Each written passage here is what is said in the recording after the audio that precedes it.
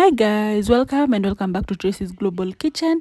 On today's episode, we'll be flying all the way to Kenya. Let's make this delicious one pot meal that is very high in carbs. This is basically rice and potatoes mixed together, but it's not just your ordinary type of food. So let's make it. So the first step is definitely peeling our potatoes, and that is me peeling my potatoes over there. And I always remove the dark parts of the potatoes. I have carrots, garlic, onions, and tomatoes.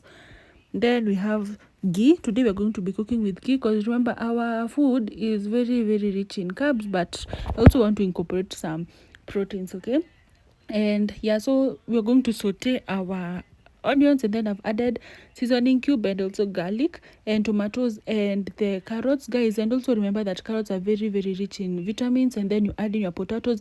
Please don't add any water.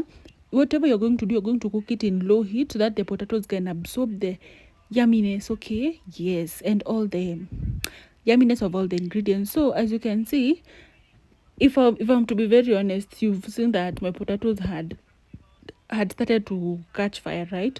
So I added some water, and then you add in the rice before it cooks completely.